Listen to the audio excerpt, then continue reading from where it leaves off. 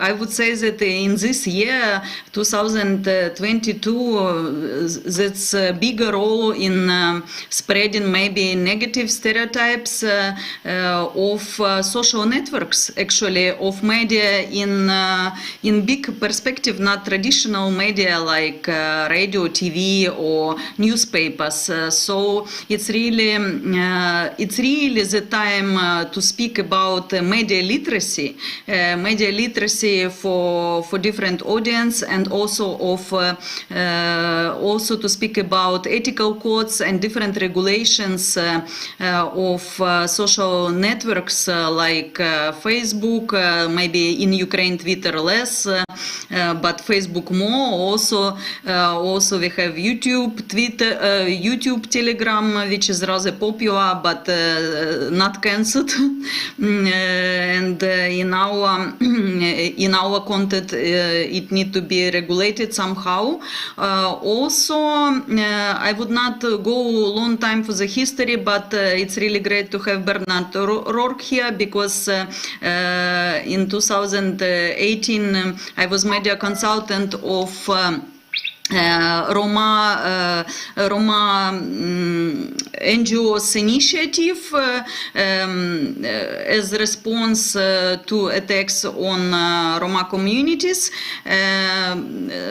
I need to mention that now what is very actual, it's dealing with prejudice towards Ukrainian Roma communities in countries who are, I will not say welcoming, who are hosting Ukrainians with different origin, especially in Czech Republic, because there are already reports and evidence of prejudice, discrimination, and hate spreading towards Ukrainian Roma in Czech Republic, especially from Zakarpattia, which somebody in English language will call Transcarpathians, because I agree with previous speaker, it usually in traditional media or in social network, it is an issue of economic situation of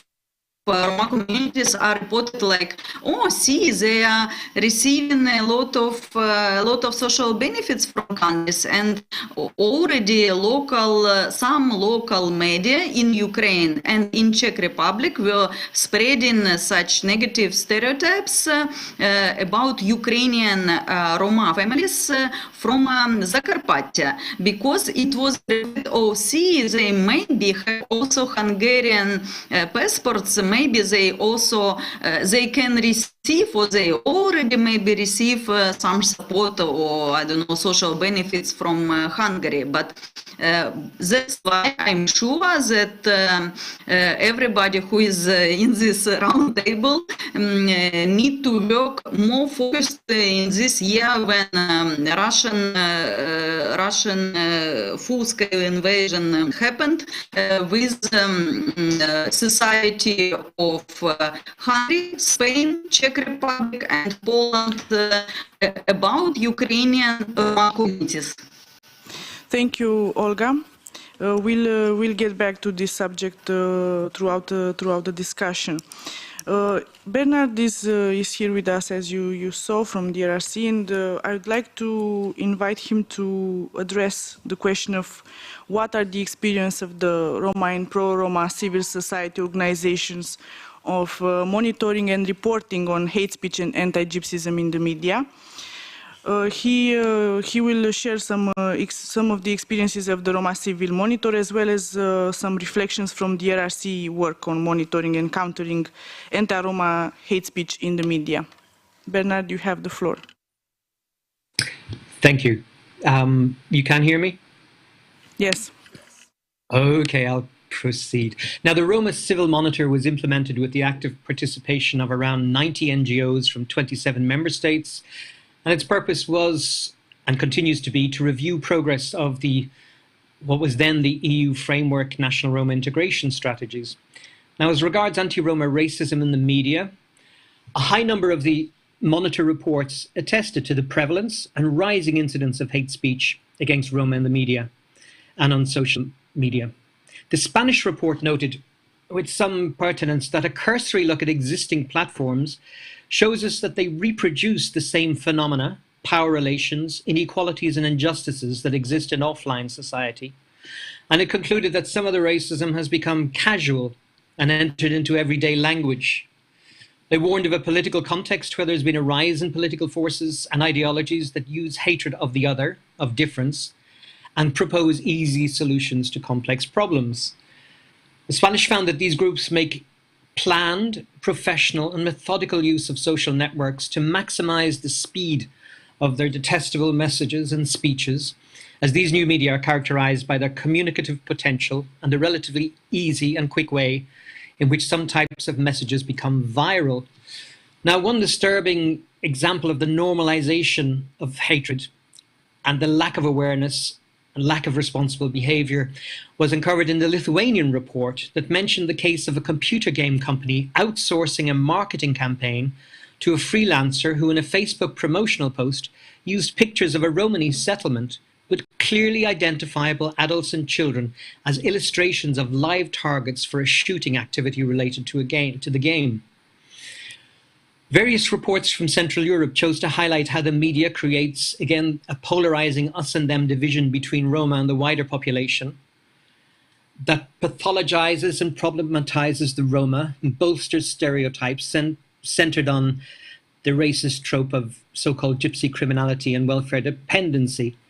The Slovenian report stated the general attitude towards Roman society is bad, and discourse in Roman media and sometimes also by politicians is marked with, again, regurgitating such stereotypes. One interviewee told the Monitor, Facebook acts as a great platform for spreading fake news and legitimizing hate. Nowadays, it's almost patriotic to say that we are against the Roma. There are often fake profiles on Facebook that exhibit racist speeches on Roma communities. Some of the reports, 2 or 3 of the reports, concluded that the prevalence of such tropes makes it easier for hate speech and anti-Roma rhetoric to grow, become banal and unnoticed, unquestioned, and used not only in school hallways, social media, and commentaries under media articles, but also in Parliament and by public officials.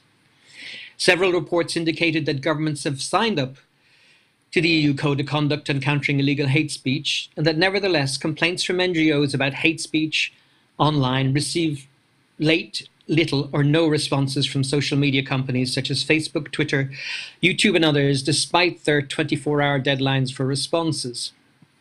Now, on a positive note, this week ERRC reported on an inspiring example about a group of 20 young Roma who have come together to take proactive action against online hate speech in the Czech Republic. The group, most of which are students and volunteers, have come together to monitor and report discriminatory speech online, develop content which provides counter-narratives, and are building a base of evidence which will be used for possible legal action. Now, these are part of a joint project between the European Roma Rights Centre, the Forum for Human Rights, and Romea, who are aiming to challenge hate speech online through volunteer-led action, as well as bring legal complaints against content providers in an attempt to directly tackle hate speech in the online sphere. This is part of a wider project and supported by the EVZ Foundation in Germany. Now, ERC President Georgiy Jovanovic pointed out the very direct relationship between hate speech posted on the internet and real-world hate crimes committed against Romani people. And he said hateful comments online are not only a representation of anti-Gypsyism offline, in many cases they actually incite further crimes. Our Romani activists are the answer to this, taking action against those who promote hate and whose duty it is should be to remove it.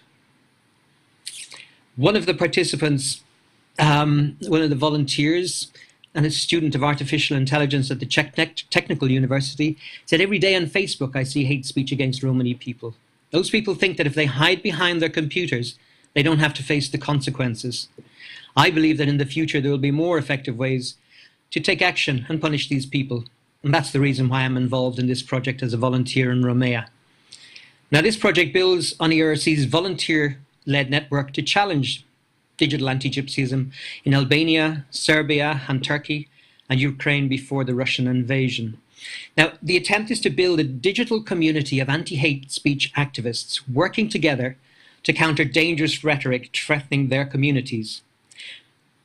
The support from EVZ, the CEO, Dr. Andrea Despot, explained why they are convinced by this project. They said the project's cross-border, participatory and strategic approach is valuable because online hate speech does not end at national borders, nor should counter speech.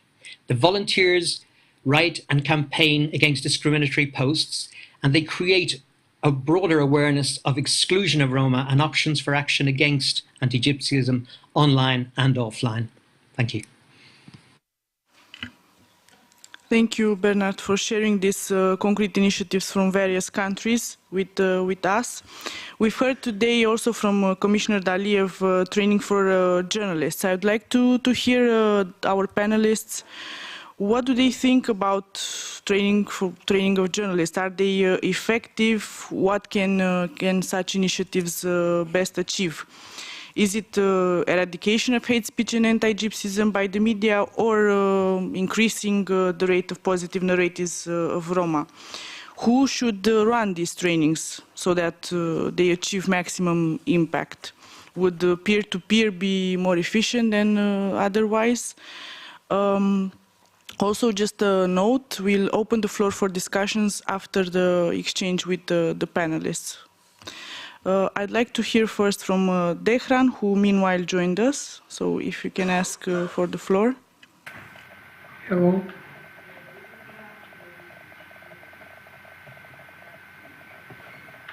Hello. We can hear you. I to speak with I don't know good English. I speak the Romani language. Najprvo însă ste bași că prilică te șaite chiar avlafi. Chiar mangate prvo prašanje sine ke voro o romane mediumja osvojen odnosno mediumja kjerna bila či slika baš o The first Roma. question, how the non-Roma media makes the negative images in the media. In 2005-06 we had trainings to train the journalists in order to make reports on Roma. There was created a group of around 30 people who passed through this 3 years training.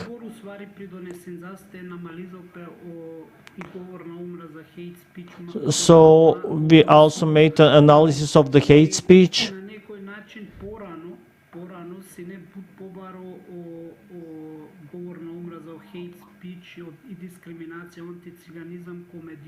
And so we find out there is a very high level of anti-Gypsyism of the hate speech towards the Roma.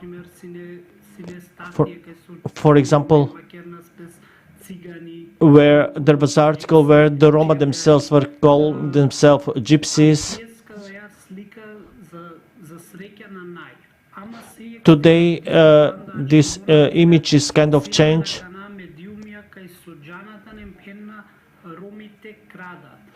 Very often we have a media that comes with the message the Roma are stealing, the Roma are thieves. And very often it's the case of one single person, then this is applied to the entire group. And the message in the media is it's not the single Roma, but it's the entire Roma community steals.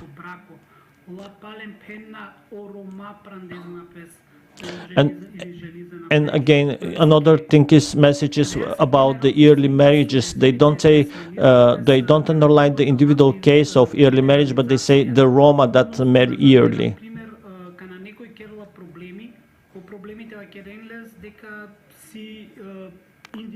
And wherever there is a problem and they show the problem in the media, what we see more often is that in media it's not shown as a single problem, but it's as a general problem of the entire community.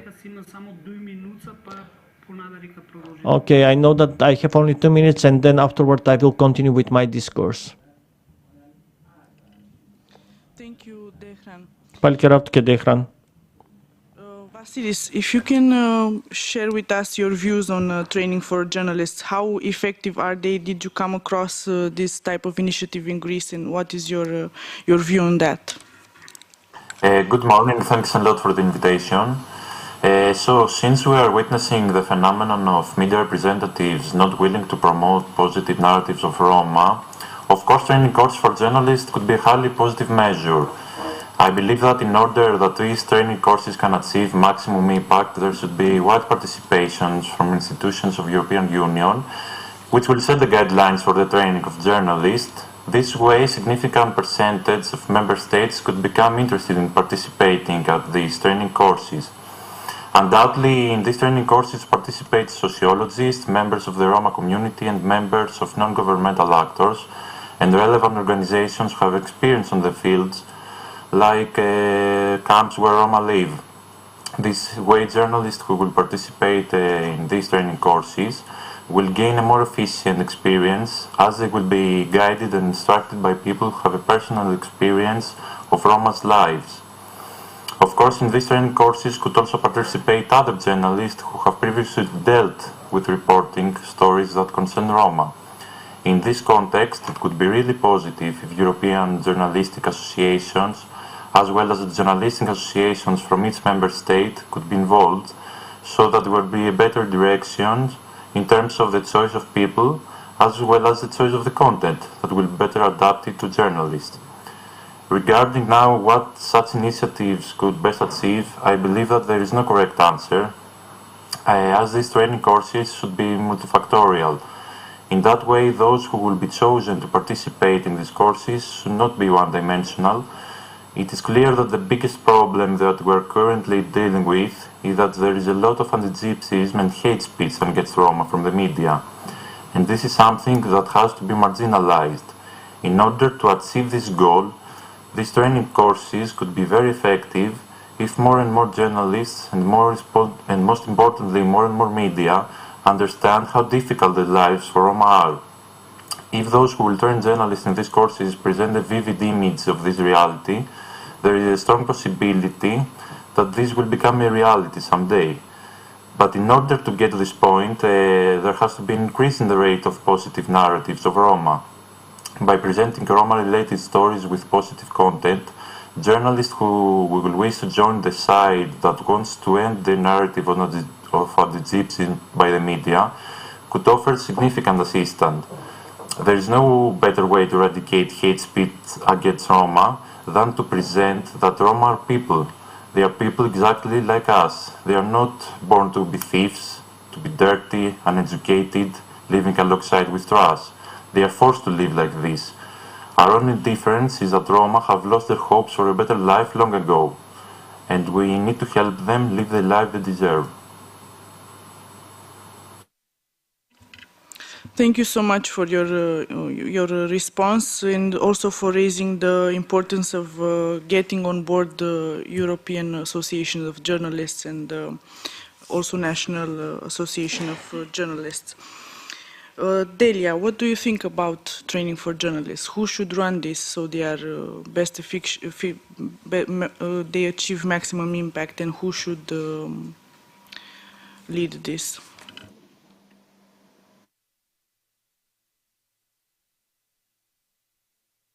Nopoulos Vasilis from Greece said, and I made me very emotional at the end of his speech when he said that Roma are not born to be thieves, and they are forced into this life. I think that journalists hearing personal experiences from Roma is very important, and especially hearing how Roma people feel when they see in media hatred speech against them. Also, I think these trainings are a must in Romania, especially for mainstream outlets, which reach a big public. And I think they should target especially editors, because editors have bigger power of decision in the newsrooms, and especially they should target the newsrooms. more than the other shows. I think in the newsroom it's an emergency, and editors especially, because in mainstream there are good reporters who respect Roma people and who report respectfully, but the editors have a bigger decision, and they can change the story or not publish it at all if they don't agree with the reporter, how the reporter reported on it. Also, I think besides Roma activists and sociologists and historians who could lead these trainings, I think it will be useful for foreign journalists who cover these issues, or and from respected media outlets like The Guardian's, BBC, which Romanian journalists who are racist, for example, they respect these journalists, so they could probably be more open when they hear from these journalists telling them how to report on this. And they could be Afro-American journalists, for example, or Afro-Brazilian journalists who would tell them how to report on this, and outlets who have guidelines on reporting on minorities. I think journalists who are racist already would be more open, maybe, to hear this from other journalists, to be taught by other journalists how to do this. Also, I think a big focus would be on local media outlets, because many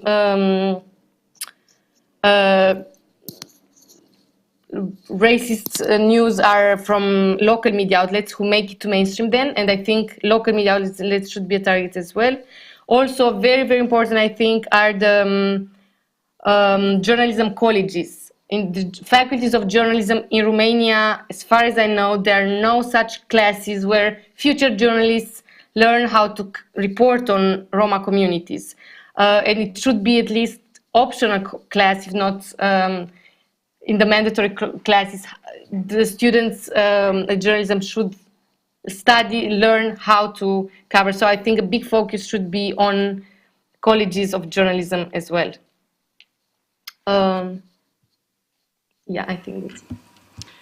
Thank you for sharing this, let's say, inside pointers with us, that it's important to have editors on board, and also the idea of having Roma stories being heard by the journalists during trainings, because sometimes those leading such initiatives tend to focus on standards, tend to focus on case law, tend to focus on lectures and so on, and not so much on personal histories. So hearing you sharing this with us really makes us focus more and think about how to engage Roma people in these trainings for journalists, to have them share exactly how they feel when they read media portraying negatively the Roma. Ana Cristina Pereira will share next with us her views on this particular topic. Hi, everyone. I think that the focus should be on journalistic ethics. I think this is a way of holding... oops. We can hear you, we can see you. All is fine. Okay. Sorry. I think this is a way of holding journalists accountable. Journalists must realize that they are not doing the Roma population any favors, because ethical journalism includes the voices of all, does not spread hatred, and avoids reproducing stereotypes. I also think that these workshops should be managed by journalists with good practices, recognized as such by their colleagues. I also think they must have a component about Roma history and culture, and the Roma situation nowadays, and that Roma people should be involved in this training courses. I've run some workshops through the years, and the best experiences are the ones that have not only sociologists, law experts, but also Roma people. I think this cannot be done without Roma people. I think the best experience I had was a workshop that ended with a kind of press conference with Roma activists. They talked about what it means for them to be a Roma. They talked about their experience, shared, they gave examples of discrimination in their daily life. Journalists and journalist students were able to ask all the questions, and it went really well. I could feel there was some connection between those activists and those journalists, and I see that those journalists are indeed more careful. Perhaps they already had the necessary sensitivity. I agree with Dalia that I think that we should target also journalist students, that journalist students are more open to it than journalists that are working already. Thank you. Thank you, Anna. Moving on from the topic of training of journalists and starting to discuss a bit about the role of the Roma journalists in the media. They can sometimes be, Roma journalists reporting on Roma might be criticized for being biased. What would you respond to that, Dehran? Could you also share the positives from your experience as Roma engaging with the mainstream media outlets?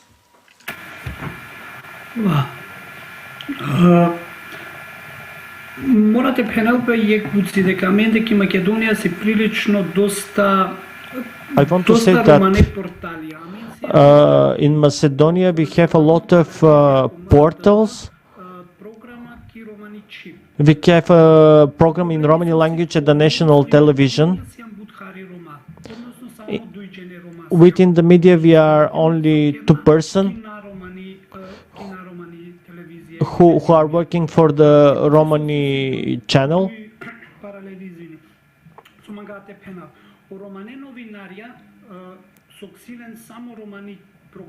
The Romani journalist who has programs only Romani, who works only in the Romani program in Romani language, they don't have so huge influence because they are heard only by Roma.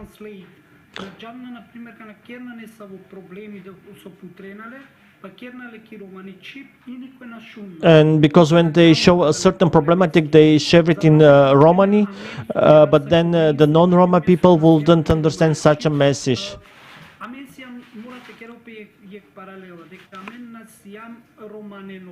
We have to make a parallel that we are not only Roma journalists, we are journalists.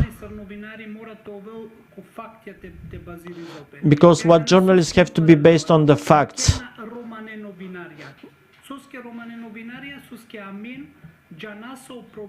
And why we have to have more Roma journalists? Because we know the root cause of the problem. The positive side of this is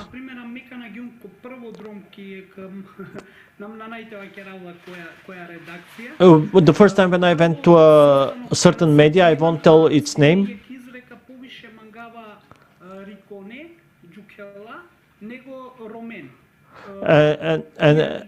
And there was said that we found out there was the speech that there was from this redaction they said we would love to have dogs instead of having Roma journalists. For sure, I mean, I was accepted afterward, but it needed a time to prove ourselves, to show that we are also a journalist.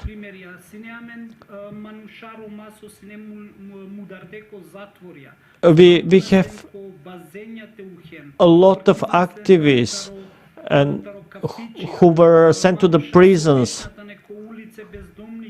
We have different difficulties.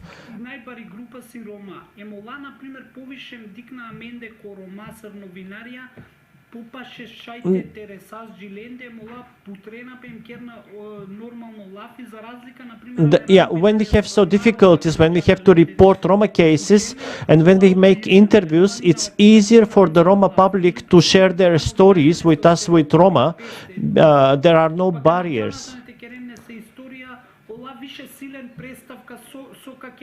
Because when there is a non-Roma journalist, even before coming to the Roma person to make the interview, they have already pre-written history. And because when we are a Roma journalist making an interview, we also suffer with the Roma when we make the interview, as we are part of their world as well.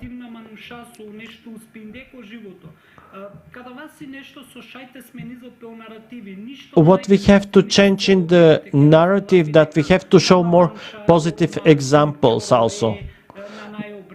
Because if we continue to show the Roma without education, without work, it will not bring us very far. We have to bring more positive Roma on the spot, so that can also attract more young people to be willing to be journalists.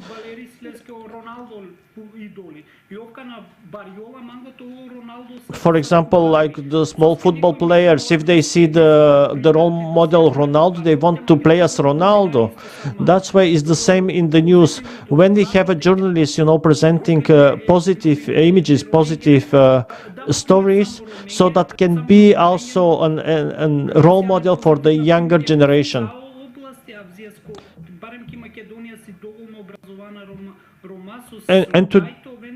And this is not only for the media, it can be for the entire life. And today in Macedonia, we have a lot of educated Roma.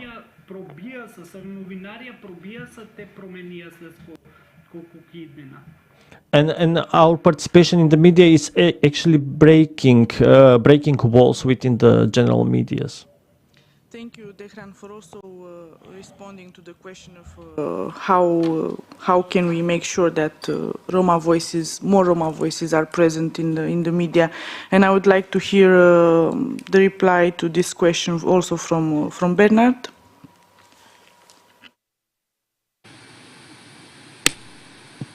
Thank you. I'm very impressed by initiatives such as the Traveller's Times in the UK. Now, for more than 20 years, they've produced multi-award-winning media focusing on things that matter to GRT, Gypsy Roma Traveller people. They provide and produce high-quality news and information about their communities and have enabled Roma and travellers to tell their own stories through print and online journalism, through film and other media. Their work always includes or is led by the people it is about. And through this, they aim to inspire new talent and spark off innovative approaches to media coverage about their communities across the worlds of publishing, the arts and communications. In 2018, Rural Media and Traveller Times launched a hashtag YTT. It's a platform aimed specifically at young Roman travellers aged about 25, and it gives them space to share their stories and access information, advice and opportunities. Through interactive training delivered by a mix of online and in-person learning, they're taught a wide range of skills, including written journalism, short filmmaking, podcasting, social media and communications, leadership, project management, budgeting and development. Now, this training includes work placements, project mentoring and opportunities to be part of the Traveller's Times team. So, to be short, in very simple terms, we need much more of this. And for states which choose to remain inside the European Union, funding support for this participatory model should come from the European Commission.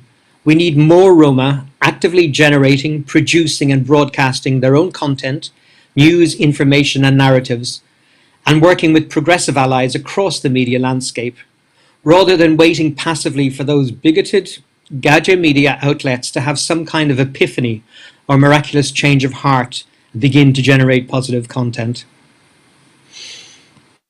Very good example, Bernard, from the targeting traveler community. Indeed, we need much more of these. Ana Cristina Pereira, what do you think? How can we engage more to bring more Roma voices in the media? newsrooms, it is quite common for journalists to share source phone numbers with each other. One thing I've proactively done in my newsroom was to build a contact list of all the Roma activists and researchers who study this population, and send it to all my colleagues. After this kind of action, there is no excuses that they don't know anyone, that they don't know who they should contact. I think also it's necessary, obviously, to have more Roma people in the newsrooms, and that the training should not be only to journalists, should be also to the leaders of the associations, because these leaders, these Roma activists, they have to be also available to speak with the journalists and to act as intermediaries to help journalists to reach other Roma people. I know great examples of Roma activists that do this quite well, but I also know some very bad examples. And I think those activists need help. They have lack of media literacy. They need to learn how the media work and how they can interact with the journalists, and also, like Bernardo was saying, how they can produce content. Thank you, Anna. These days, the topic of the war in Ukraine is in our minds, regardless of the discussions that we have, and we'd like to also open the discussion on how the media covered this topic of the war in Ukraine, in respect of Roma-related matters in particular. We'll hear first from Olga about this, and then from Delia from Romania. Yes, thank you, Oana. Nice to meet you. I also plan to comment on some previous issues, so I will start with that and then link to the main topic of this part of roundtable. I'm also presenting a bit. It's very complicated story of Romano Radio Chiriclo from Ukraine, which was founded in 2015 by Roma journalist, Roma citizen journalist, let's say. And for a moment, first it was some years, it were radio shows like podcasts online, but also it was good cooperation with so-called Hromadske radio. It's like traditional radio, usual radio, informative radio, which goes on air in some Ukrainian cities, also in Kiev. And the program of Romano Radio Chiriclo, more than 50 shows goes on air at this frequency of Hromadske Radio. Why I'm smiling? Because I don't know how to reflect, but I really like, let's say, joke or words of Bernard Rourke about Big Gadjo Media. So we were at Big Gadjo Media. At their frequency.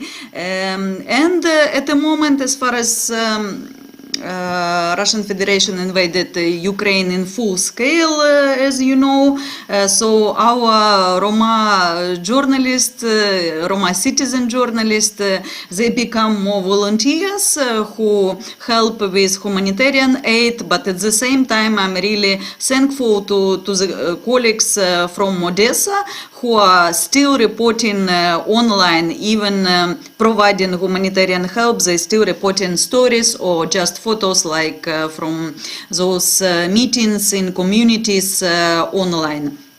And also I want to say that so we have Roma journalists in Ukraine who also not only can be, but who also good trainers for other journalists.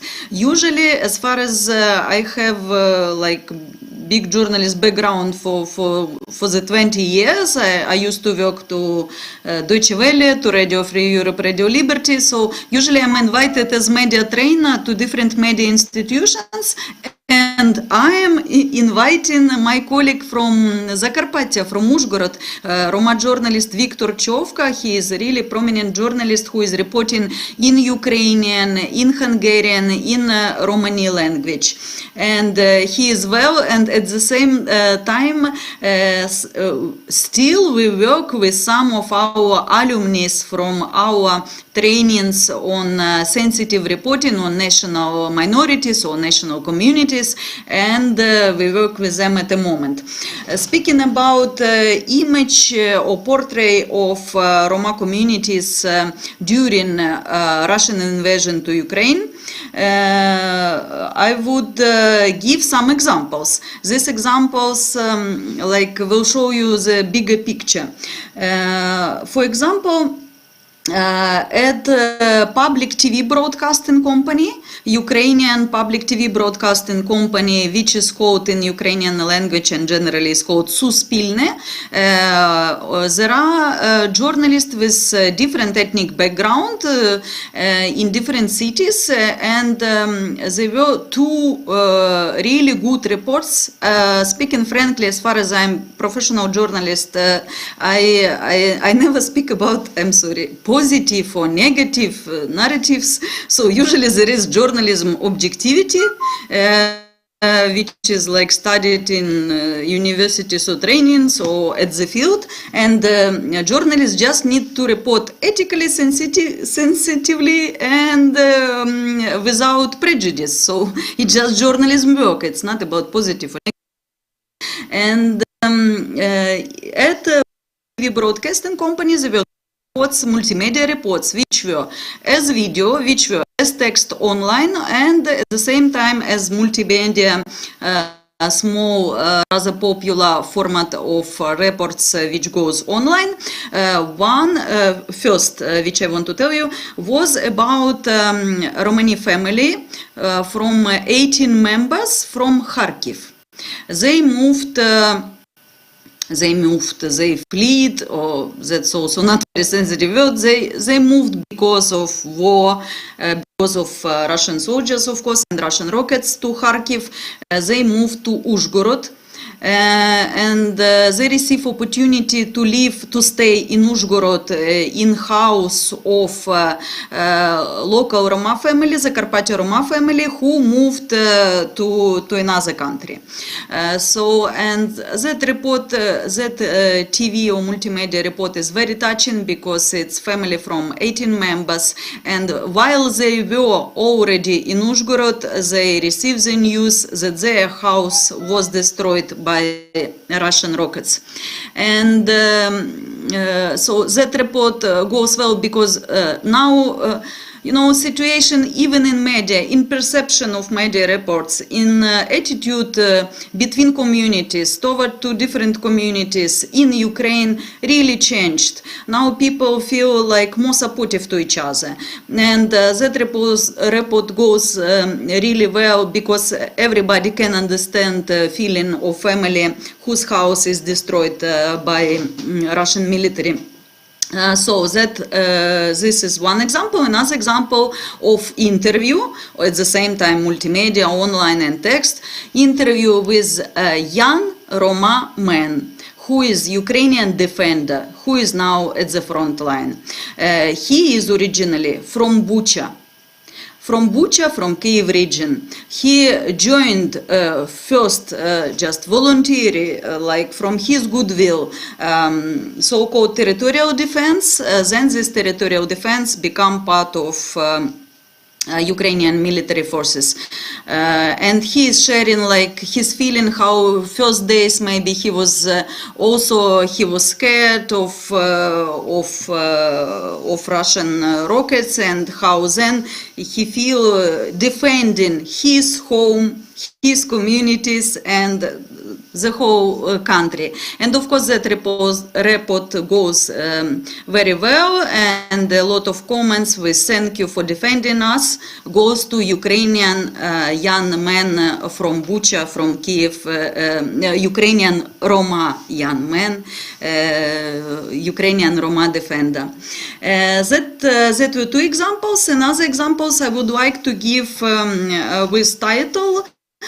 They are from international media. One is from The Guardian, which is called "Meet Us Before You Reject Us. Ukraine's Roma refugees face closed doors in Poland."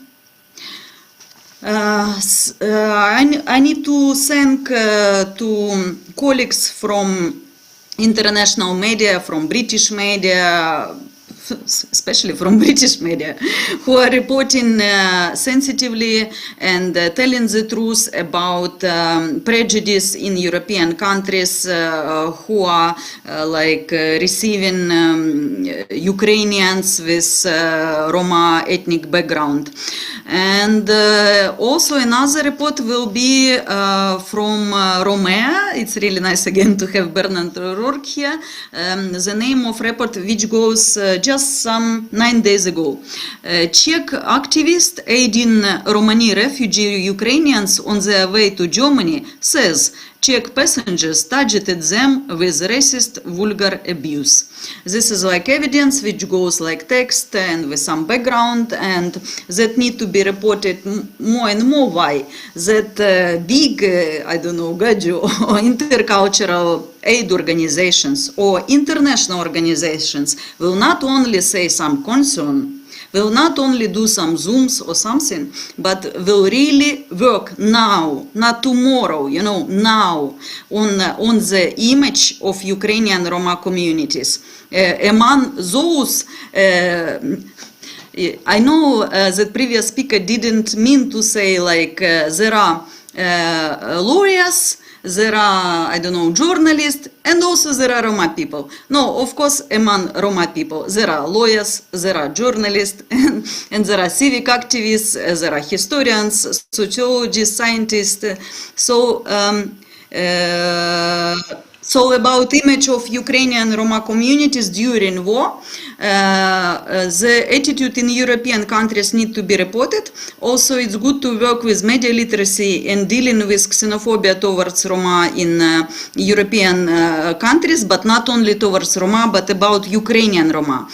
And also, just we have prominent English-speaking, for example, Ukrainian Roma activists in different countries, also in Ukraine, who are available to speak and who will be thankful for participate in any interviews or debates. Thank you, Olga, so much. It's important to highlight what the role of the media is in this period on reporting on Roma-related matters in facing war. It's important to see how they are welcomed by other countries or unwelcomed. It's important to see that Roma are actually fighting. Roma in Ukraine are actually fighting next to all the other Ukrainians against the Russian war. So thank you for sharing these examples also from the international media. Delia, could you share with us briefly how the Romanian media has reflected the Ukrainian war, particularly related to Roma? Yes, so the war in Ukraine is like the previous crisis that we faced, like the COVID-19 pandemic. It's a crisis where we see media doing bad and doing good as well. So as we've seen in COVID-19 pandemic, unfortunately, Roma being seen as scapegoats, we've seen here as well in the war in Ukraine. So in the beginning of the war, there was in Romanian media a fake news, which was widely spread in traditional media and in social media as well, about a Russian tank being stolen by Roma people.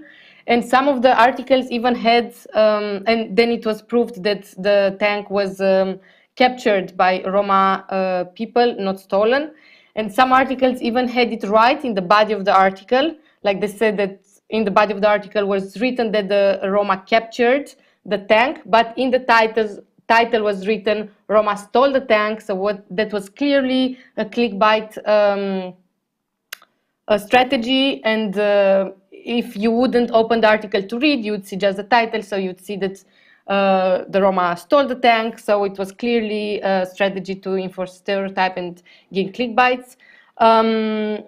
But we also have seen in this war, as we've seen in COVID-19 pandemic as well, journalists who reported the abuses on Roma people, the discrimination that Roma people face. And I want to mention two colleagues, journalists, Diana Meseșan from Libertate and Ana Maria Ciobanu, who intensively covered these issues and who reported now on the discrimination that the Roma refugees from Ukraine faced. They wrote about how they were treated in the North Rail Station, and they do this intensively for years, this work covering the discrimination Roma people face and the social inequalities. And I want to mention, I wrote myself about the Roma refugees from Ukraine in Republic of Moldova, in Scena Nouă. I was in Republic of Moldova for 1 week, and I've seen different centers of refugees in Chișinău. And I've seen Roma refugees being hosted in a sports complex, Moldexpo. And when I asked, they were just Roma refugees, and when I asked the people who would place which were the criteria they were placed, they said that we shared them by community, not by ethnic reasons. But I went in the same time. So the conditions in the sports center where Roma people were hosted weren't the best. It was cold. The mattresses were very thin. And then I saw empty shelters for refugees with the mattresses very big, like 10 times bigger, and new mattresses. So much better conditions, and these shelters were empty, and the Roma people weren't hosted there. So I wrote on these differences. And I want to underline something, that there are some journalists in Romania, especially from the older generation and especially from mainstream media, who consider journalists who intensively cover on this topic, they consider us as activists. But if you report intensively on health, they consider journalists who cover Roma and LGBTQ topics intensively, they consider us activists. But if you cover intensively education or health topics, you are considered specialized in these issues. So I would like for people to see that there are journalists specialized in these issues, in covering Roma communities, not activists. So I would like to make this understanding and clarify this. And I would like, for this to be fair, to see that there are journalists specialized in covering these issues, who did an intensive work during years. It was mentioned earlier by Olga, objective reporting. And since we have with us journalists who are specialized on covering Roma topics, so not activist journalists, I'd like to hear from a few of them their experience on reporting on issues related to Roma communities, and what were the aspects that they were taking into consideration while ensuring objective reporting, in order to also contribute to combating prejudice and hatred towards Roma. Ana Cristina, please, if you could answer this question. I think contextualizing is very, very, very important. We speak here about positive stories and negative stories. Like Olga said, I think all stories matter, positive or negative, and the difference is the way we tell those stories. I had recently a challenge because I had to write a big article about Roma women in prison. And in a topic such as this, obviously it's necessary to mention the set of exclusion factors that explain why this population is overrepresented in prisons.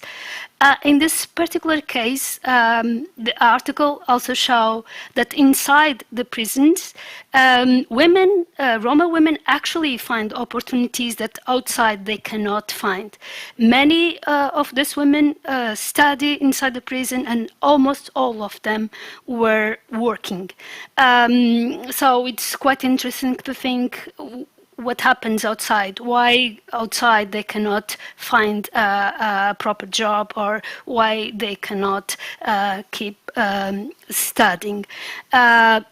Because they go back to the same context of the same background of poverty, misogyny, discrimination, racism. And I think this kind of articles is also important because they challenge society. They challenge what lots of people think about Roma population. The stories forces the readers to see that something is wrong with society and that things have to change. Thank you. Thank you, Anna. Vasilis, if you would like to take this question too. So the first thing we need to consider about the Roma community in Greece is that a significant percentage lives in inhuman living conditions. Thousands of Roma here in Greece have been left completely alone from the state. As a result, these people are living at dozens of places around the country, isolated from the general population. They are living at shacks, surrounded by garbage, without water, without electricity, without hope. Most of the kids don't go to school, or if they do, it's only for the very first years until the families don't permit it anymore. The kids have to work in order to contribute financially, even if this has to be done by illegal actions. The measures that state has taken over the last decades in order to educate Roma population are almost zero. The poverty is tremendous. A significant percentage of these people is forced to turn to criminal behaviors. In most occasions, there is no other way for them to survive. As if this weren't enough, probably the worst problem that Roma have to deal with here in Greece is racism. Sadly, the Greek society has made baby steps regarding the racist behavior against the Roma. The word gypsy is still considered as an insult by a lot of Greeks. It's used to show that someone is thief, dirty, even inhuman. So, in order to answer your question, my mind goes to Nikos Ampanis. Nikos was a Roma young man, 18 years old, who had 2 kids and was expecting his 3rd child. Nikos, on the night of October 22 of 2021, was shot dead by the police here in Athens. Nikos, alongside 2 of his friends, stole a car. Almost immediately, police officers started chasing the stolen car. At some point, the police officers managed to surround them, and moments later, they opened fire. Nikos dropped dead immediately. One of his companions was wounded heavily, and the 3rd one managed to escape briefly and surrendered to the police a few hours later.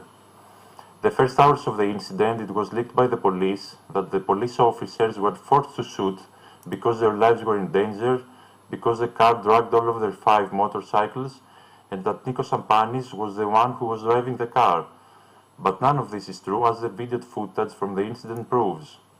At our newspaper documento, we spoke with the other 2 passengers of Nikos Ampanis. They both told us that when they were surrounded, they raised their hands up and that the car was completely unable to move. They had been surrendered. But that wasn't enough.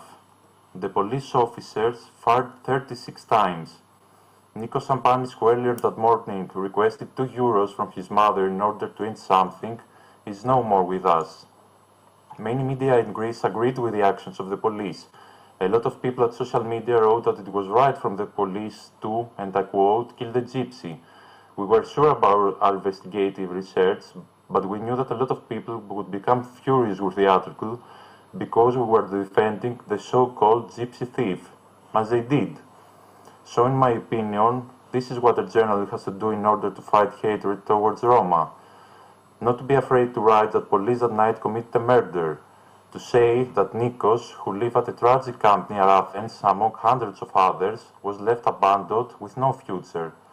To say, despite the surrounding atmosphere, that Nikos would probably be alive today if he wasn't Roma. Thank you, Vasilis. Delia, if you could also share briefly your experience on this, on reporting on Roma-related issues, and how you ensure that you also contribute to combating prejudice against them.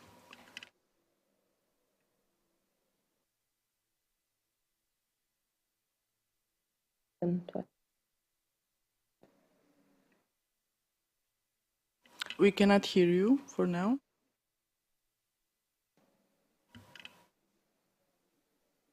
Can you try again? Delia? Can you hear me? Yes, we can. Yeah, first of all, thank you again, Vasilis, for sharing this. It really impacted me again. So when I reported on police violence against a Roma mom and her son during the COVID-19 pandemic, and I was there in her house after she was being held as a hostage at the police and interrogated after the police entered in their house abusively during the night because of incident that happened in her neighborhood. When I went there to report, I knew that some readers will read my art, especially readers who knew that I covered this intensively. I knew that they would think that that they will see me as an activist. They will think I have biases, and I also think it's impossible to be fully objective. I think it's we can be fair, and we should be fair as journalists. I think it's impossible to not have a bias when you reported so much on police violence or abuses or social inequality, but in the same time, it doesn't mean that you are active, but you have your bias because you cover so much and you cannot be not impacted. So I think I admit if I have my bias, but I know that I try my best to be fair and to document accordingly to what happened, as I do in any topic I cover. So I think that the readers who want to read through a filter that we are not, that we have our bias, they would still keep reading like this or seeing like this. But my duty is to not convince them, but to make them understand and empathize with the people I write about, even if they don't like them. But I try my best to make them understand them better and empathize them a bit more than they used to be. So this is my efforts when I report and when I write, to make readers understand and empathize even if they don't agree or even if they don't like. And also I want to add one more thing. In order to combat racism and hatred speech as journalists, I think we should understand more how racism and how hatred speech towards Roma people it's formed and it's rooted. So I think as journalists, we have a duty to listen more the other side, the racist views, even if we don't like it, even if my ear hurts when I hear this. But I did this effort last year when I was in the States with the Fulbright Fellowship. I documented the Romanian conservative community, which are Republicans, and many of the community have racist views. So I try to understand how these views are formed in order to know how to better address and write the stories, because I think that we cannot combat something we don't understand. So I think as journalists, and this I think it's the difference between journalists and activists, because I don't think this is the role of activists, Roma activists. I think it's the role of journalists to understand how racism is formed, so we know how to better tell the stories and how to better reach people which already have prejudice and racist views. Thank you, Delia, for your honest account of your experience on reporting on Roma topics. I will move on to one last question to the speakers, and I'd like to hear from all of them what they believe on this. But before that, we have two comments from our online participants, not questions but comments, and I'd like to read them out loud. The first one is from Maya Bova from Italy. She would like to flag the need for human rights oriented and inspired language to be used by and taught to journalists, editors and bloggers and so forth. She concludes that human rights education is the key. If the technician could scroll up a bit, because I saw there was another comment, yes, from the Federation of Associations of Roma Women, FACALI. Regarding reporting anti-Gypsyism online speech, our Observatory Against Anti-Gypsyism and Discrimination releases a report yearly that analyzes every piece of information about Roma people published in Spain. It is available on their website in Spanish, yet they can provide any information in English if required.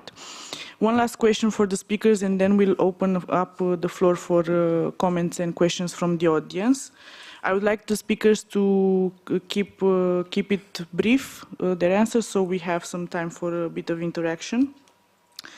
What would you recommend as measures to bring attention of the media representatives to positive stories about Roma? And your suggestions, please tell us if they target governmental, intergovernmental or non-governmental actors. And also please make short suggestions of measures to encourage the media representatives to refrain from promoting hate speech and anti-Gypsyism. We will start with Bernard. Thank you. First, I have to say, like, our experience at the RRC with mainstream media is largely positive. We're an international organization and we get inquiries from international media. Our encounters with journalists from the New York Times, The Guardian, The Independent, Al Jazeera, BBC Euronews, to name but a few. And we found journalists to be well-informed and reflexive, keen to report in a fair and conscientious manner. So it's not so much about positive or negative stories. And also, as mentioned by MEP Anna Donat in her introduction, in countries such as Hungary, where media pluralism is a regime fiction, those few independent news portals such as Telex and 444.2 have strong ethical guidelines about fair and non-prejudicial reporting in general. And my observation over the years is that they practice what they preach when it comes to balanced and insightful reporting on Roma-related issues. Now, as we're all too aware, the yellow media in our countries has no such scruples and will not be dissuaded by well-intended recommendations or tempted by positive stories. Their daily bread and butter is sensation and scandal in broadcast, print and online media, with scant regard for the truth and none for the consequences. And if racism generates revenue, so be it. Now, in public, online platforms such as Facebook, they seem to claim that they remove more than 90% of hate speech on their platforms. But in private Facebook internal communications revealed in 2021, documents show that the figure is only an atrocious 3 to 5%. Facebook wants us to believe that almost all hate speech is taken down, when in reality, according to Wired magazine, most of all of it remains on the platform. Recommendations brief. The EU and national governments must do more to compel social media platforms to come clean and get better at taking down hate content. Hit their profits, hit them where it hurts, through regulation, taxation and financial penalties when they fail to meet their obligations. Meantime, while we wait for institutions to act, Roma and pro-Roma allies must do all we can to hold those media responsible for anti-Roma racism, to hold them to account, monitor them, challenge them, call them out, litigate against hate, and most importantly, win the arguments in the public sphere, because we must and because we can. Thank you. Thank you. Dehran, if you could share with us your views next, please. Also briefly.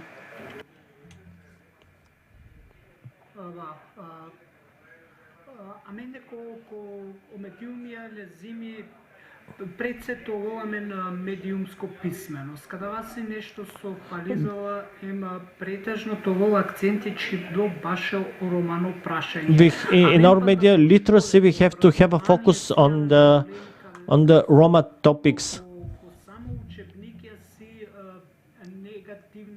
because very often when we study the schools, there are mostly negative images, negative stereotypes in the school books, like namings as Tsigani, Chergari.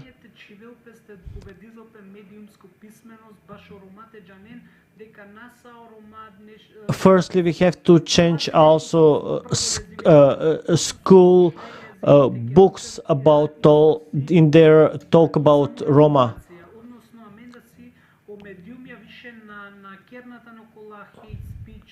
From the other side, we should have the mechanisms of self-regulation.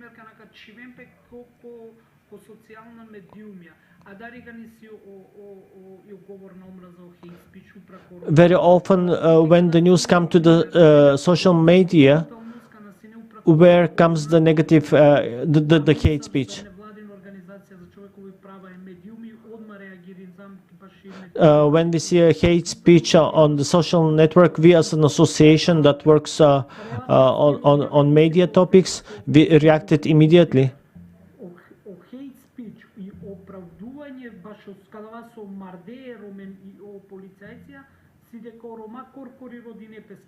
Very often when there are news about Roma beaten, killed, what arrives in the media is that the Roma provoked that behavior.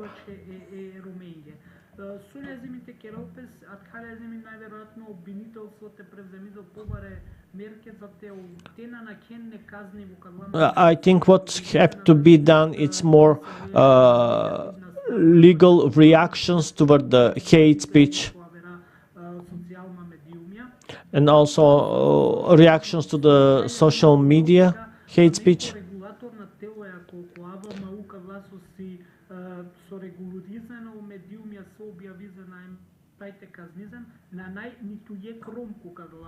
And another thing is that in the regulatory media, there are no Roma who work there. I mean, Roma should be taking part in these structures as well. Because when there is a Roma who is in such regulatory bodies, the topics related to Roma will be seen differently.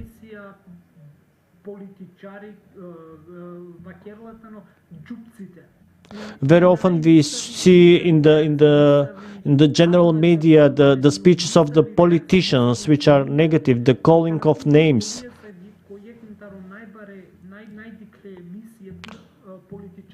And very often very often these negative messages come in the general media through the politicians, like gypsies enter the government, for example.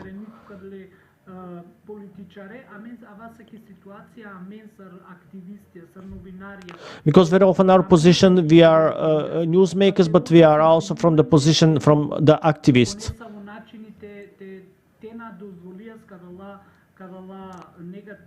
So we have to work more on the mechanisms that will not allow to see more hate speech on Roma. Thank you, Dehran. Vasilis, if you'd like to also take the floor for this question, you have 2 minutes. Okay. So trying to convince specific media and media representatives in Greece that bringing attention to positive stories about Roma is a good thing, something progressive and something that will lead society to move forward, seems highly unlikely right now. But it's not. It will happen. I'm not sure if this is something that's going to happen by some measures, as I mostly believe in the unstoppable progress of the society, and that progress someday the vast majority of the media will have to follow in order to survive. However, in the meantime, it would be really helpful if we could adopt some measures towards this direction. For example, it's a highly common thing here in Greece that articles are referring to Roma with derogatory references or unbelievably stereotypically ones, or even worse, promoting a negative image of these people. It would be really positive if these articles that are violating the journalistic rules of conduct were obliged to pay a big fine. Maybe this is something that sounds superficial, but unfortunately, almost every media, as media are companies, look up to their financial growth and not their social impact. So if the rules regarding the content of the media that have already been established in the European Union and in almost every member state separately would apply, then I believe that in a short period of time we would see less and less of these stories. It would gradually become an increasingly unusual phenomenon and would at some point stop seeing stories that suggest that all Roma are thieves or that police abuse against Roma is something positive. And that could be eventually a starting point so that media and media representatives would begin to understand that it's not right, it's not politically correct, but on the contrary, it's highly moral to target people because of their origin, or even worse, because this is something commercially profitable. And then we would begin to see more and more stories that would focus on positive stories about Roma. However, until we reach this point, it would also be helpful if, for example, the state media at least started, in the worst case scenario through a relevant and legislative initiative, promoting actions that focus on the improvement of living conditions at the camps that thousands of Roma live in. These actions, although they are not as many as it should be, have already been taking place mostly from governmental as well as non-governmental actors. The growing presentation of these actions is highly likely that it would find imitators at other media, and that way it would at least give the opportunity to the society to see with its own eyes the inhuman conditions the Roma have to live in. Also, a measure to the right directions would be if non-governmental actors that are dealing with the improvement of the living conditions of Roma started conducting training seminars at schools, university organizations, even media, regarding the difficulties that Roma are going through in order to raise awareness about these people's lives. This way, hopefully, someday, it would feel natural for media to promote positive stories regarding Roma, as that would be what the society will want. Thank you. Thank you very much. Olga, you have 2 minutes for recommendations. Great, thank you. So recommendation to the media, national and international one, and media organizations, it need to be more stories about Roma, health and social mediators.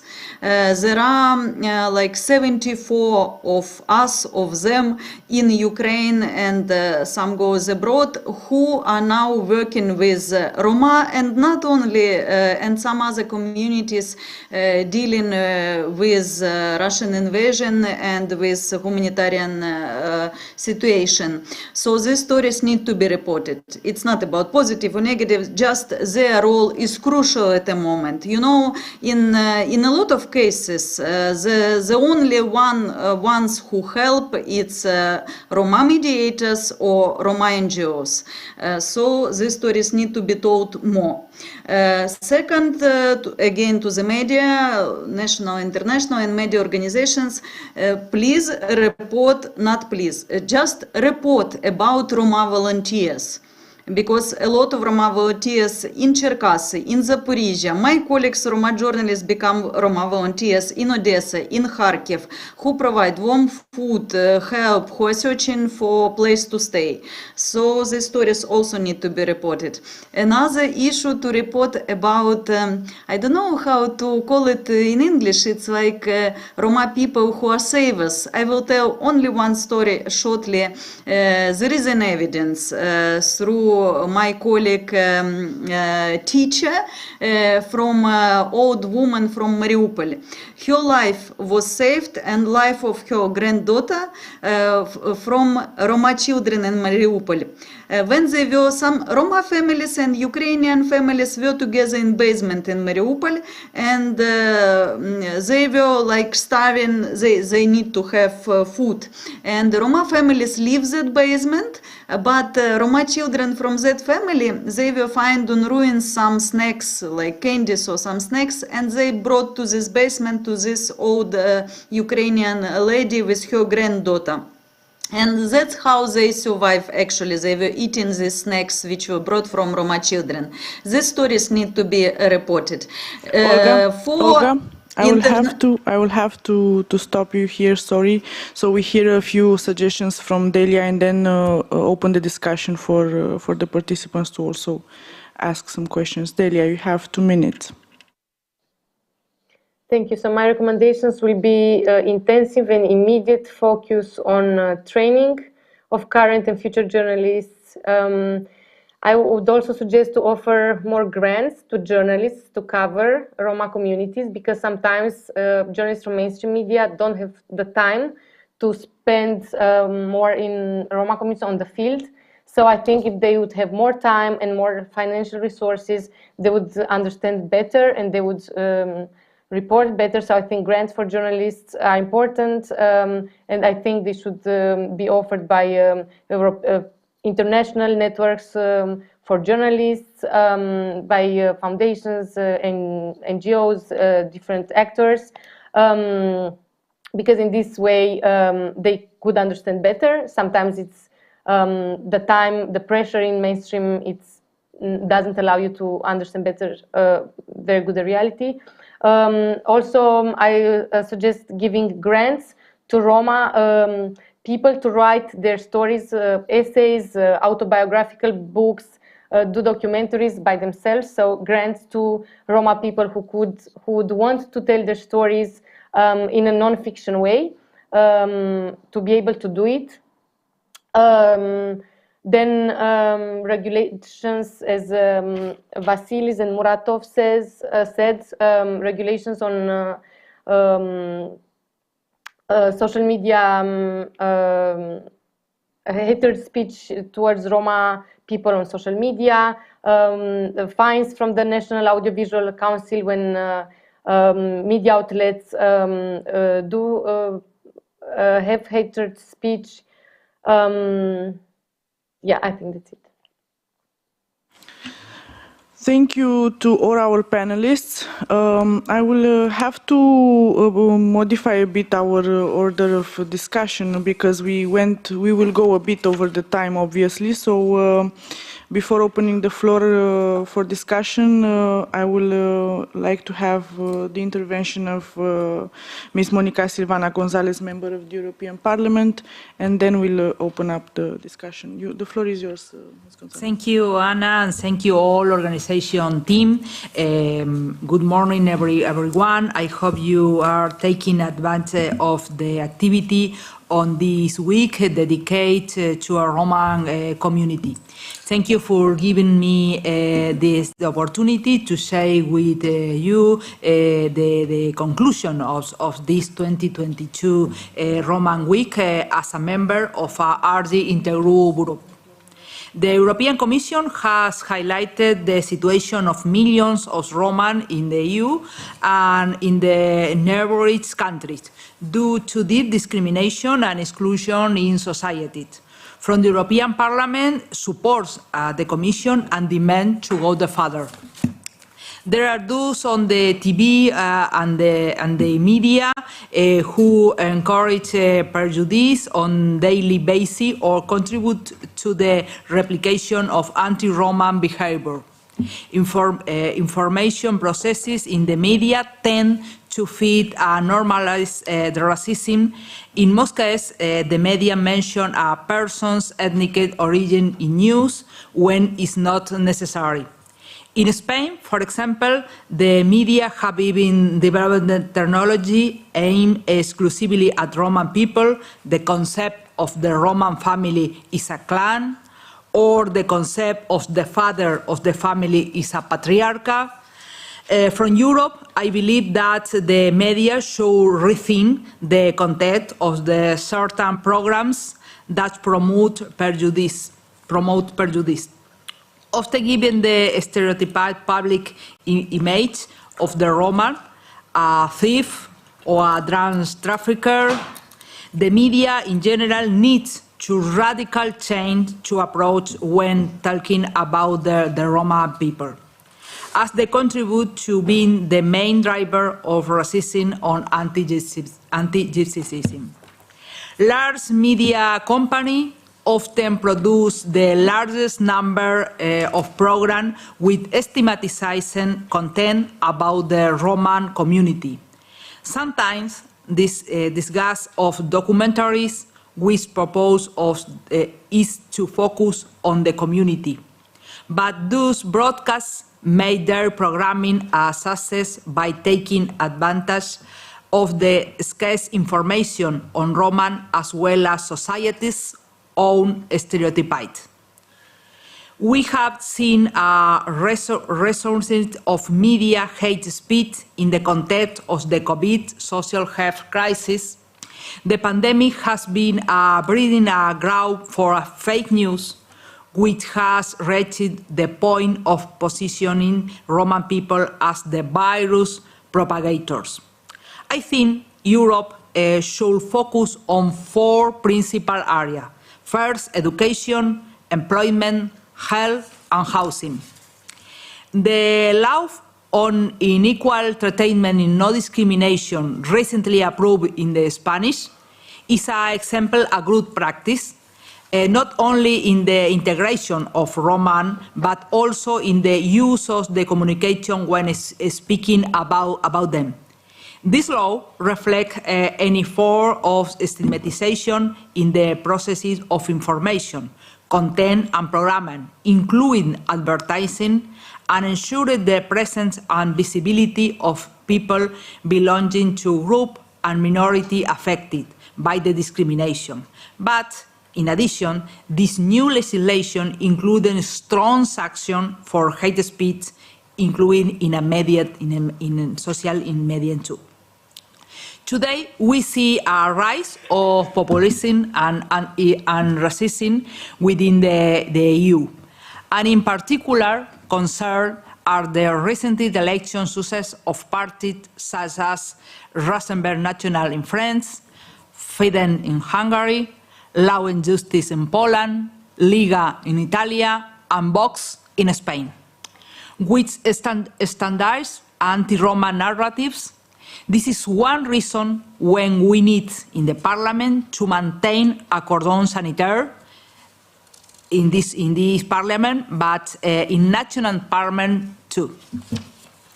We should focus on the implementation of the EU Anti-Racism Action Plan 2025, which set out concrete action to combat racism, with anti-racism being a widespread for racism. We cannot lose sight of the examples such as Spain, signed in April 2021. The Congress unanimously approved the creation of a subcommittee to launch a space pact against anti-racism and Roma inclusion. We need a social and communication active strategy to combat anti-racism involving the whole of society, especially the media and social media. Support be given to Roman women, especially intersectional discrimination to like LGBTI women, disability women, because of their self-realization and academic and professional demands. They stand out of their collaboration in analyzing and dignifying the image of the Roman community on the media and social media, as has happened in Spain. We must support and continue an initiative that can connect the Roman with political, social, and communication agendas, and above all, they provide public and communication space for Roma to have their own lives first and not to be counted for them. We need more Roman people in powerful seats. For example, defining the context on media and also in the parliament to change the world and giving visibility to the contribution to Roman culture in Europe. Thank you so much for this opportunity.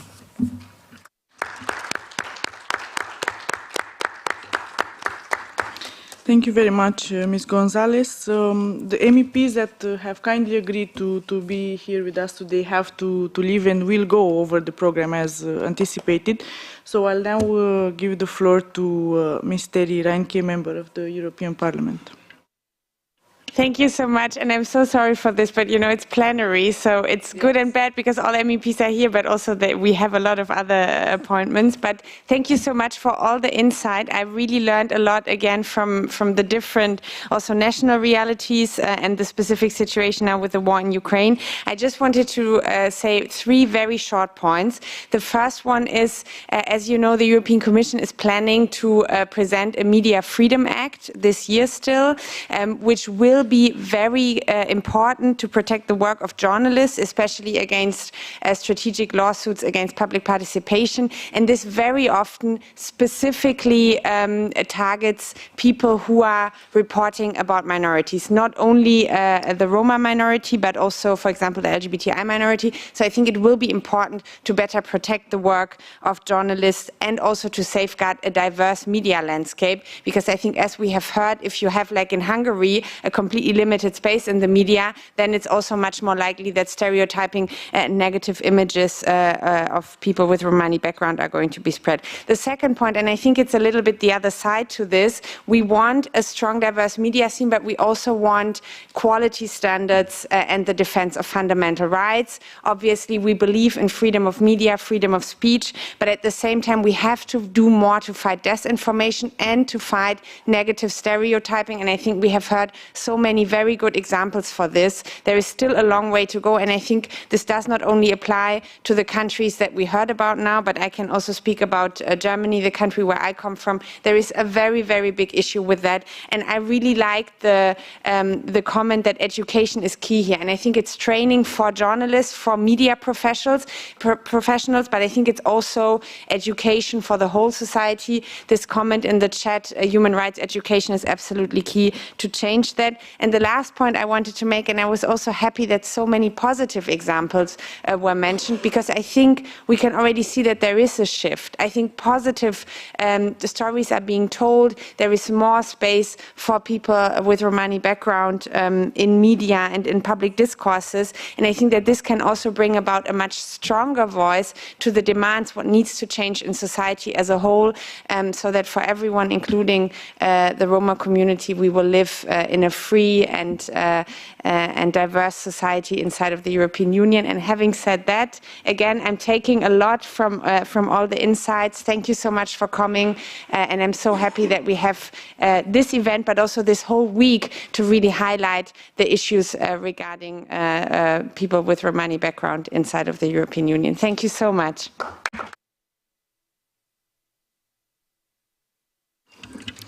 Thank you both so much for the closing remarks, which are actually pre-closing remarks, because we are now actually we are starting the discussion with our participants. Thank you so much for being with us today and for sharing your views on our topic. If there are questions from the audience, from the online or in-person participants, I would like you to please mention if it's a comment or a question, and if it's a question, please specify to what speaker you want to address your question. We still have with us Bernard Turk, Olga Veznianca, Dehran Muratov, Delia Marinescu, and Vasilis Andrianopoulos. Ana Cristina Pereira, she is not online with us anymore because of some technical issues. So I'm opening the floor for questions, first from the room and then from the online participants. Marian, please. Thank you, Ana. I'm Marian Daragiu. I'm Deputy State Secretary in the Ministry of Education in Romania. I want to share with you, it's a very short comment. I want to share with you a small experience with the media in the past when I used to work for an organization in Oradea. I organized with my colleagues a training for Roma youngsters, teaching them how to work with the computers. This is years ago when computers was very much appreciated, and how to work with computers, especially for kids, Roma kids coming from the poor communities, from the settlements. It was extremely interesting for them. So they came. We had a big hall with 20 computers, and kids were there, teachers were there. And of course, we invited media, and we said, this is something new. Media, we're sure they will be pleased to see how our kids starting to learn and to develop and be better kids in schools, and how they will manage further on. And next day, it appeared in the media an article, and we were very eager to see the reflection of our work over there. And the big title, it was disappointed for us. The title, it was like this: the Roma kids starting to steal from the secrets of working with computers. Okay, from a journalistic point of view, it was catchy. It was professionally, I could say, but it was very offensive for all the kids that were in that hall, for the parents, for all of us. We feel like we were betrayed by the media in that moment. And we understood then that, and this is the message for all of us, we understood that in fact media in one point is a reflection, is like a mirror, the reflection of the society, of the expectations of the society, of the readers, of the viewers. If the society is ready and they expect to see such a message, that will be the message that they will receive it from the media. So I think we need to educate the public opinion and to teach them and to learn them and show them the best practices and the best experiences, the values that we have, the best examples that we have among the youngsters, the kids, the community, the way that the public opinion to understand that the messages can be also positive, and then the media should relate to the expectations of the society. So I wanted just to make this short example as a experience, and then we learn how to keep media closer with us and to focus more on showing them and teaching them, yeah, with commas, that we can do more than that for the society. Thank you. Thank you, Marianne. This example speaks volumes of how everything can be twisted in a negative manner. So, indeed, thank you for sharing this, and also for making the point that what is in the media is mirroring what's actually in the society, but this should also be the other way around. And this is exactly what we are trying to see: how we engage media in educating the public, not always delivering what they are expecting. Any other comments or questions from the audience, please? Thank you. I'm Maria Suleimanova from Roma Litico and from the civic movement Avaya. I wanted actually to talk about, because one of the panelists mentioned and asked how racism is formed. Well, I would say that racism it's actually nowadays just transferred into the social media and other media, because we now have actually bigger access. What we could see in the following 2 years is actually that the racism from the streets and from the other places got transferred into the social media. So the answer of how racism is formed is actually racism existed. Now we can see it more clearly, or we can just open our phone and read different comments on social media. But I want actually to emphasize that we need to mainstream the topic of combating anti-Gypsyism, because combating anti-Gypsyism and media, in my opinion, falls under, as the MEP said, fake information and disinformation, which is threatening the democracy. Because what we could see around is that we have increased hate speech on social media, especially before political campaigns, used by far-right political parties. So this is what I wanted to emphasize, and of course this is one of the topics that we are going to discuss in the future. Bernard Rohrke also mentioned algorithms, which are pretty much interesting, because we cannot see the full content actually on social media. We can only see one part according to what we like, but we don't see actually what the racists are posting there. And if we start to talk about, for example, public groups or groups, let's say on Facebook that are closed, then we actually don't have access what is going on there. I would stop here because the topic is too large. Thank you so much. We'll take two more questions and then we'll move on to the closing remarks. We cannot keep the interpreters too much. Yes, please. And then Petrica.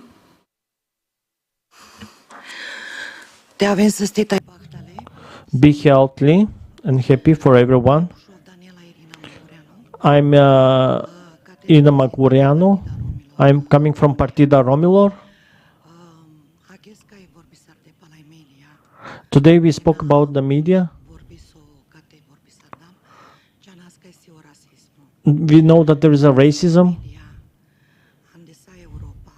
We know that in the media in the entire Europe, when there is a problem related to Roma, it's generalizing everyone, all the Roma.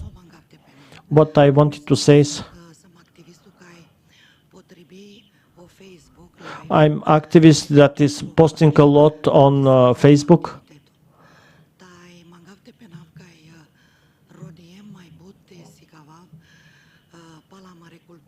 That I made a lot of researches how to show more positively our culture, and I see that there is a positive impact.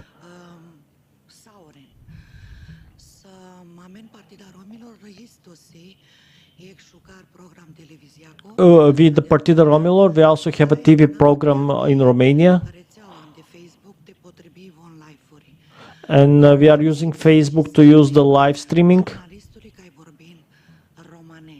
We use also the journalists that speak Romani. And we have a lot of programs about Roma. But I see that there is no huge impact. Why?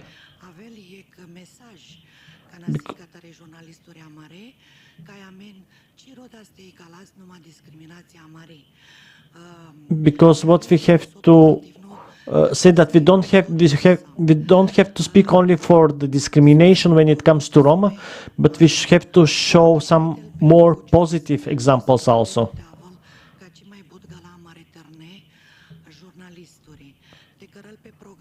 And I think we have to give chance to the young Roma journalists to make their own programs. And not only in the Roma programs, but also in general programs to find their place. If we talk only among each other within our media, we don't achieve a lot. We have to go a bit wider.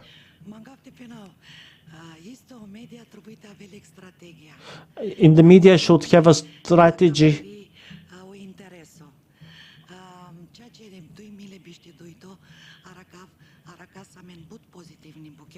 Because in 2022 we have a lot of positive works. Economic, socio-economic, cultural. We know that there is a racism, but there are also possibilities to diminish the racism. Nice to hear. Petrica, your comment or question very briefly, and then we'll close to the final remarks. Thank you so much, Juana. I think this is a very interesting conversation around how can we get a different image of Roma. On one hand, obviously, we need to report cases of discrimination and racism, but I think the content of building up a positive image in the Roma community is not really required or interesting for the majority population. We had a comment previously about Messi. If you want to build a culture of football, you need to get Messi or Ronaldo coming over and signing autographs. There's a lot of very successful Roma businessmen in the Roma community. There's a lot of successful people, but if you make a story about that, or at least what I've seen it, that story gets 5 or 10 views. And I think I wonder from the speakers, if it's still time, if we can get a a conversation launched about how do you promote positive stories that actually get traction. People want to hear stories about Roma stole information to access computers, or Roma stole a tank and not captured it. So I think it's, I think we need to start thinking about how do you present positive stories in such a way that you don't promote stereotypes, and in such a way that you don't push them like, yes, but this is just an exception. Thank you, Petrica. I will invite the speakers to reflect to this topic, because this is not the end of the conversation, it's just the start, and Marcos will tell you more about this, and the speakers will have enough time to reflect and put into practice what the challenge that Petrica has launched. Once again, thanks to our panelists, to our in-person and online participants, to our colleagues from the European Parliament for helping us with organizing the event, as well as to the co-organizer of this event, the Non-Discrimination in Roma Coordination Unit from DG Justice and Consumers of the European Commission. I will now hand the floor to Marcos Andrade. He's the Deputy Head of Division of the Romani Travelers Team of the Council of Europe, for the closing remarks. Thank you very much, Joanna. I have a very pleasant role in this event, yet a very important one, I believe, which is to thank the different organizers, to thank very much the three members of the European Parliament that were with us, Mrs. Donat, Mrs. Reineken, and Mrs. Gonzalez. I think it was very important to have also their views and their interest from the Parliament. We are very happy to have them with us. Also to thank very much the speakers and the reflections you shared from the floor. As Petrica was mentioned, this is the beginning of many conversations, and we want to tell you a bit more about how we see to structure a bit more these conversations in the future. I mean, you have been hearing that both in the EU Roma strategic framework, also in the EU anti-racism action plan, but also in the Council of Europe strategic action plan for Roma travelers inclusion, anti-Gypsyism, and the role of media is very evident on these documents. The fight against hate speech, the fight against anti-Gypsyism, and the role that media has on this is therefore central for all of us, both in the Council of Europe and also in the European Union and the European Commission. We also understood today, and if this was not evident enough for all of us, that Roma have a big role in shaping also what is the role of the journalists in the media. And we heard also that journalists believe that is with the Roma activists, with the Roma civil society, that they can better learn to be good journalists, because we also learned that this is about good and bad journalism at the end of the day. And that therefore much training, much conversation should go on that. What we have been preparing with our loyal companion of road in DG Just is a joint action that will cover among other things also the role of media and how we can dissolve stereotypes, how we can correct narratives by empowering journalists, by approaching media outlets, by involving the media in the reflection together with the Roma civil society, with the Roma leaders, with the institutions that deal with also these topics. We have heard from the journalists also that they are not there to be lectured necessarily. They are there to have peer exchanges, these various conversations. And I think if there's a lesson we come from here is that journalists are very, they have a very good notion about their deontological code, and that's how they classify ethical journalism. So we just need to put them together to reflect about this. I also want to thank Oana for the moderation of this session. It was not easy. I think it was very fluid. I don't know why it was because I was enjoying it so much and learning so much that I found it so interesting. And this is certainly devoted to your work in preparation together with these brilliant speakers that we had.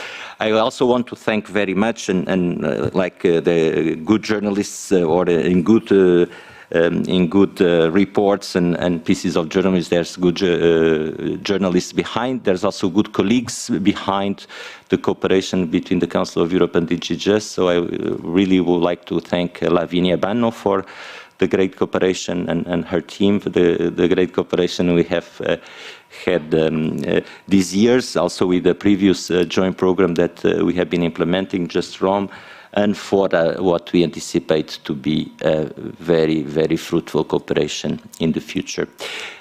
I'll just finish with a phrase, bringing a bit of African wisdom also in here, because during these conversations I kept going to that African proverb that says that until the lions get their own historians, the tales about the hunt will always glorify the human hunter. And I think that's very much about what we are talking here, to have that the lions have good historians, that are good journalists that exchange with these Roma journalists and others that have the sensitive and therefore will have a different type of tale about how we live in society together. So thank you very much, and I'll close here. I don't know if there's any other formality. Of course, thanking very much the interpreters and all of you that patiently stayed here with us. Thank you.